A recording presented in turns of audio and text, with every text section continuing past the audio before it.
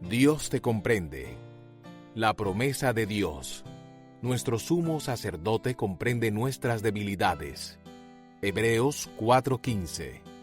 En una tarde esplendorosa de abril en el 2008, dos equipos universitarios de softball femenino, uno de Oregon y el otro de Washington, se enfrentaban bajo el cielo azul de la cordillera de las Cascadas. Rodeados por una cerca de alambre, ante cientos de fanáticos, los dos equipos jugaban un partido decisivo. El ganador avanzaría a la serie de semifinales de la división. El perdedor colgaría los guantes y se iría a casa. Los Western Oregon Wolves era un equipo que alardeaba de tener varias bateadoras fuertes, pero Sarah Tucholsky no era una de ellas. Ella bateaba 153 y estaba jugando solo porque la jardinera derecha principal había jugado malísimo en un partido anterior aquel mismo día. Sarah nunca había bateado un cuadrangular, pero aquel sábado, con dos corredoras en base, le pegó a una bola curva y la mandó por encima de la valla izquierda del terreno de juego. En la emoción del momento, Sarah no tocó la primera base. Su entrenador le gritó que regresara y la tocara. Cuando dio la vuelta y comenzó a correr, algo se salió de sitio en su rodilla y se cayó. Se arrastró hasta la base, se abrazó a su rodilla con una expresión de dolor y le preguntó al entrenador de primera base, ¿qué hago? El árbitro no estaba seguro. Él sabía que si cualquiera de las compañeras de equipo de Sarah la ayudaban, sería un out. Sarah sabía que si trataba de pararse, se caería. Su equipo no podía ayudarla. Su pierna no podía sostenerla. ¿Cómo cruzaría el plato? Los árbitros se reunieron para discutir la situación.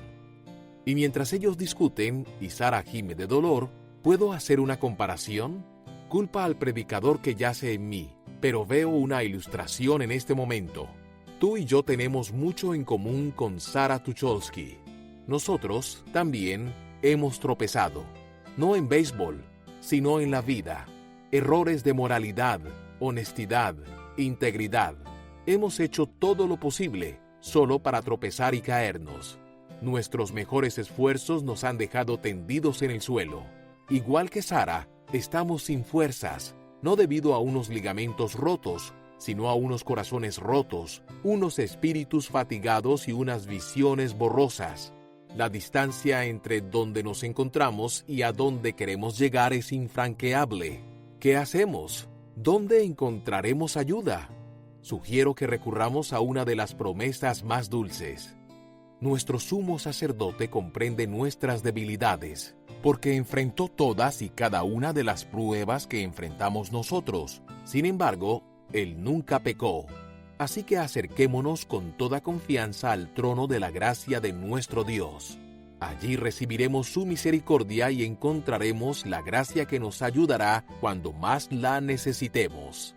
Hebreos 4, 15, 16. Tenemos un sumo sacerdote que es capaz de comprendernos. Como Él nos comprende, encontramos misericordia y gracia cuando las necesitamos. No nos deja languideciendo. Cuando nos caemos, no somos olvidados. Cuando tropezamos, no somos abandonados. Nuestro Dios nos comprende. Los libros de teología tratan esta promesa bajo el título de encarnación. La asombrosa idea es sencillamente esta: Dios, por un tiempo, se hizo uno de nosotros, y el Verbo se hizo hombre y habitó entre nosotros, y hemos contemplado su gloria, la gloria que corresponde al Hijo unigénito del Padre, lleno de gracia y de verdad. Juan 1:14. Dios se hizo carne en la forma de Jesucristo. Fue concebido milagrosamente, pero fue dado a luz de manera natural. Él nació, sin embargo, nació de una virgen. Si Jesús simplemente hubiera descendido a la tierra en forma de un ser poderoso, lo respetaríamos, pero nunca nos acercaríamos a Él.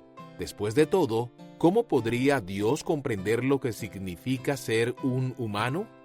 Si Jesús hubiera sido concebido por dos progenitores terrenales, nos acercaríamos a Él, pero ¿querríamos adorarlo? Después de todo, no sería distinto a ti ni a mí. Sin embargo, como es ambas cosas, Dios y hombre, al mismo tiempo, Entonces tenemos lo mejor de los dos mundos. Ni su humanidad ni su deidad estaban comprometidas. Él era completamente humano. Él era completamente divino. Debido a lo primero, nos acercamos. Debido a lo segundo, lo adoramos. Tal es el mensaje de Colosenses 1, 15, 16. Él es la imagen del Dios invisible, el primogénito de toda creación, porque por medio de Él fueron creadas todas las cosas en el cielo y en la tierra, visibles e invisibles, sean tronos, poderes, principados o autoridades. Todo ha sido creado por medio de Él y para Él. En el cambio a su humanidad no se perdió ni una gota de su divinidad. Aunque Jesús parecía humano, era realmente Dios. La plenitud de Dios, cada pizca de Él, habitó en el cuerpo de Cristo, porque a Dios le agradó habitar en Él con toda su plenitud. Colosenses 1:19. El hacedor de estrellas, por un tiempo, construyó gabinetes en Nazaret. Jesús tal vez haya parecido humano, pero aquellos que estaban más cerca de Él sabían que era propenso a lo divino. De vez en cuando dejaba que su divinidad tomara las riendas. Lo único que podían hacer los espectadores era retroceder y preguntar: ¿qué clase de hombre es este, que hasta los vientos y las olas le obedecen? Mateo 8:27. Hace algunos años, fungí de maestro en un retiro bíblico que duró una semana. Recuerdo mucho la actividad. La comida estuvo fenomenal. El entorno natural junto al mar era impresionante. Hice varias amistades nuevas. Sin embargo, de todos los recuerdos, el que nunca olvidaré fue el partido de baloncesto del viernes en la noche. La idea surgió tan pronto llegó David. Los asistentes no sabían que él iría, pero tan pronto entró en el salón, supieron quién era. David Robinson, jugador estelar de la Asociación Nacional de Baloncesto, NBA, por sus siglas en inglés. Jugador más valioso, 3 veces atleta olímpico, 2 veces ganador de la medalla de oro, miembro del equipo de ensueño, 2 veces campeón de la NBA, atleta All-American, 2 metros de talento natural, su cuerpo definido, sus destrezas afinadas, su coeficiente intelectual en baloncesto legendario. Al final del primer día, alguien me preguntó: ¿hay alguna probabilidad de que juegue baloncesto con nosotros? Nosotros era un grupo de individuos gordinflones, de mediana edad, con buenas intenciones, pero fuera de forma. Sus cuerpos regordetes, sus destrezas pésimas, sus coeficientes intelectuales en baloncesto un poco más bajo que el de una ardilla. Aún así, le pregunté a David, y David, en un despliegue absoluto de indulgencia, dijo sí. Programamos el juego, para el viernes en la noche, la última del seminario. La asistencia a las clases de Biblia disminuyó. La asistencia a la cancha de baloncesto aumentó. Tipos que no habían driblado un balón desde la escuela secundaria lanzaban un tiro tras otro a la canasta. Rara vez la amenazaban. La noche del juego, David pisó la cancha por primera vez en toda la semana. Mientras él calentaba, los demás nos detuvimos. El balón cabía en su mano como una pelota de tenis en la mía. Podía mantener una conversación mientras driblaba el balón. Le daba vueltas en un dedo y lo pasaba detrás de su espalda. Cuando el juego empezó, la competencia era entre David y nosotros, los niños. Él se contuvo. Podíamos verlo. Aún así, daba un paso largo por cada 2 nuestros. Atrapaba el balón con una mano en vez de 2. Cuando tiraba el balón, era más un misil que un pase. Él jugaba baloncesto a un nivel que nosotros solo podíamos soñar. En un momento, supongo que solo por diversión, se soltó. El mismo muchacho que había hecho mates frente a Michael Jordan y Charles Barkley se soltó. Me imagino que simplemente no pudo aguantarse más. Con 3 zancadas, cruzó la cancha hasta llegar al aro. La oposición gordinflona y de mediana edad despejó el camino mientras David saltaba con su cabeza al nivel de la canasta y encestaba el balón con tal fuerza que dejó el tablero temblando. Tragamos grueso. David sonrió. Entendimos el mensaje. Así es como se supone que se juegue baloncesto. Es posible que hayamos compartido la misma cancha, pero no compartíamos el mismo poder. Me parece que los seguidores de Jesús quizás hayan pensado algo similar. El día en que Jesús les ordenó a los demonios que salieran del hombre poseído, y lo hicieron. El día en que Jesús le dijo a la tormenta que se calmara, y se calmó. Cuando dijo al muerto que se levantara, a la hija muerta que se sentara, al Lázaro sepultado que saliera, y lo hicieron. Porque a Dios le agradó habitar en él con toda su plenitud. Colosenses 1:19. Jesús era la deidad indisoluble.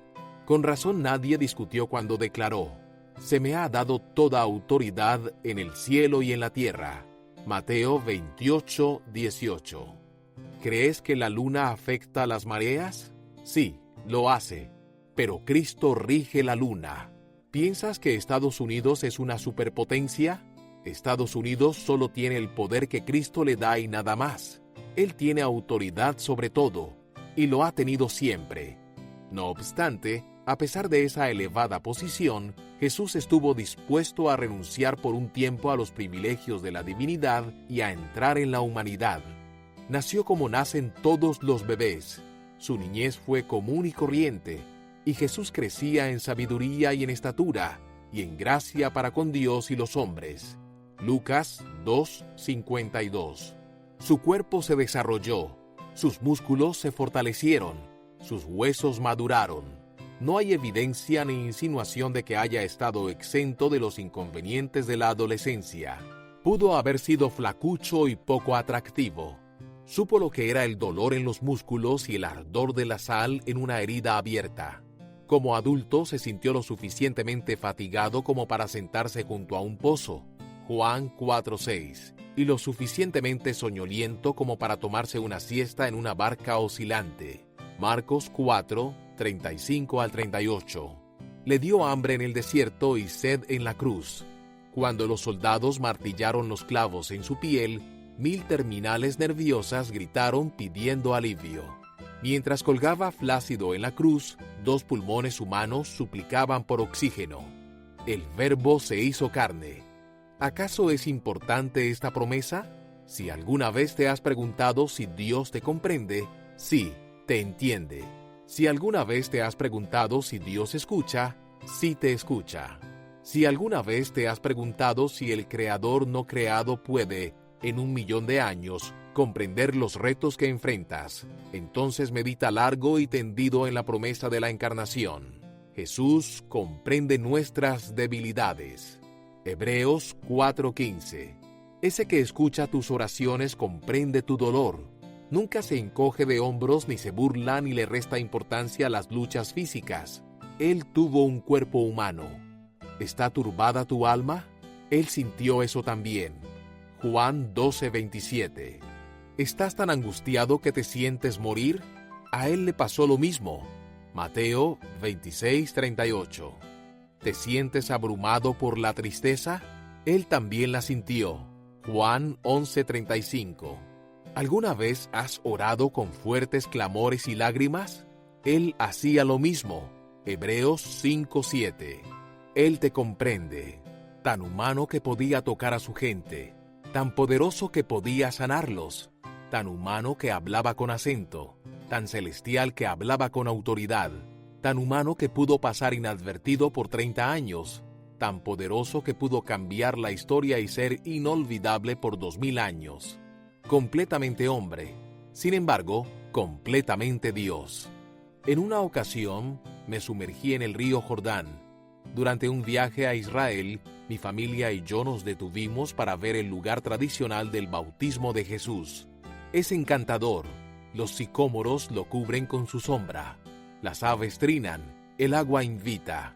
Así que acepté la invitación y me sumergí para ser bautizado. Nadie quiso acompañarme, así que me sumergí yo mismo. Declaré mi fe en Cristo y me hundí tanto en el agua que podía tocar el fondo del río. Cuando lo hice, sentí un palo y lo saqué. Un recuerdo de bautismo.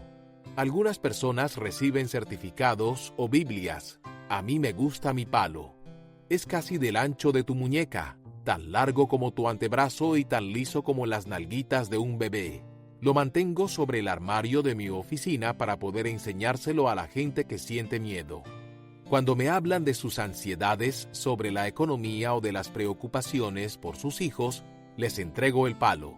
Les hablo sobre cómo Dios enlodó sus pies en nuestro mundo de pañales, muerte, digestión y enfermedad.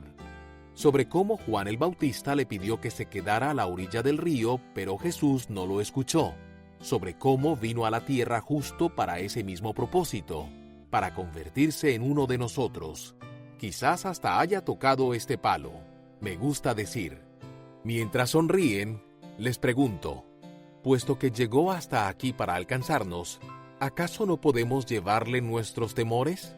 Lee la promesa otra vez, despacio y reflexivamente. Nuestro sumo sacerdote comprende nuestras debilidades porque enfrentó todas y cada una de las pruebas que enfrentamos nosotros. Sin embargo, él nunca pecó. Así que acerquémonos con toda confianza al trono de la gracia de nuestro Dios. Allí recibiremos su misericordia y encontraremos la gracia que nos ayudará cuando más la necesitemos. Hebreos 4, 15, 16.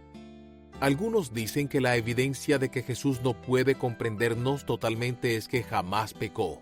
Si no cometió pecado, razonan, ¿cómo podría entender la fuerza plena del mismo? Sencillo, Él la sintió más que nosotros. Nosotros cedemos, Él nunca lo hizo. Nosotros nos rendimos, Él nunca se rindió. Jesús enfrentó el tsunami de la tentación y nunca flaqueó. En ese sentido, Él entiende más que cualquiera que jamás haya vivido. Y entonces, en su obra más grandiosa, se prestó voluntariamente para sentir las consecuencias del pecado. Al que no cometió pecado alguno, por nosotros Dios lo trató como pecador, para que en él recibiéramos la justicia de Dios. Segunda de Corintios 5:21. Jesús no merecía sentir vergüenza, pero la sintió. No merecía la humillación, pero la sufrió. Jamás pecó, pero lo trataron como un pecador. Se hizo pecado. Toda la culpa, el remordimiento y la vergüenza. Jesús entiende eso. ¿Acaso es importante esta promesa? Para el hipócrita, sí lo es. Para la persona con la resaca y el recuerdo borroso de la fiesta de anoche, sí es importante. Para el tramposo, el difamador, chismoso o canalla que viene ante Dios con un espíritu humilde, sí lo es. Es importante porque necesitamos saber que podemos acercarnos confiadamente al trono de la gracia para recibir misericordia y hallar la gracia que nos ayude en el momento que más la necesitemos. Hebreos 4:16. Como Jesús es humano, te comprende. Como Jesús es divino, te puede ayudar. Él se encuentra en una posición singular para cargarnos hasta el plato. Jesús hace por nosotros lo que hizo Mallory Holman por Sarah Tucholsky. ¿Te acuerdas? Sarah es la muchacha que se desgarró el ligamento mientras se dirigía al plato. Cuando la dejamos, estaba en el suelo, sujetando su rodilla con una mano y tocando la primera base con la otra. Los árbitros se reunieron. Las jugadoras estaban de pie, observando. Los fanáticos gritaban que alguien sacara a Sarah del campo de juego. Pero ella no quería irse, ella quería llegar al plato. Mallory Holman propuso una solución. Ella jugaba la primera base para el equipo contrario, Central Washington University. Estaba en su último año y quería una victoria. Una derrota terminaría su temporada. Pensarías que a Mallory le alegraría que se anulara la carrera, pero no fue así. Llamó a los árbitros. ¿Puedo ayudarla a correr las bases? ¿Por qué querrías hacer algo así?, preguntó alguien. Antes que pudiera contestar, el árbitro encogió los hombros y dijo, «Hazlo». Y Mallory lo hizo. Le hizo una señal a la campo corto para que la ayudara y las dos caminaron hasta la jugadora herida. «Vamos a levantarte y te vamos a cargar por todas las bases». En este momento, las lágrimas comenzaron a bajar por las mejillas de Sarah. «Gracias». Mallory y su amiga colocaron una mano debajo de las piernas de Sara y la otra mano por debajo de sus brazos, y comenzó la misión de la misericordia. Se detuvieron el tiempo suficiente para que el pie de Sara tocara la segunda y la tercera base. Para cuando se dirigían al plato, los espectadores estaban de pie. Las compañeras de equipo de Sara se habían reunido en el plato y Sara estaba sonriendo como la reina del baile escolar. Sin duda debía hacerlo. La única persona que podía ayudarla lo hizo, y como lo hizo, Sara llegó al plato. Dios ofrece hacer lo mismo por ti y por mí. El mensaje de Mallory para Sara es el que Dios nos da a nosotros. Te voy a levantar y te voy a cargar hasta el plato. ¿Le permitirías hacerlo? No vas a llegar por ti mismo, pero Jesús tiene la fuerza que tú no tienes. Él es, después de todo, tu sumo sacerdote, capaz y dispuesto para ayudarte en tus momentos de necesidad. Déjalo que haga lo que vino a hacer. Permítele que te cargue a casa.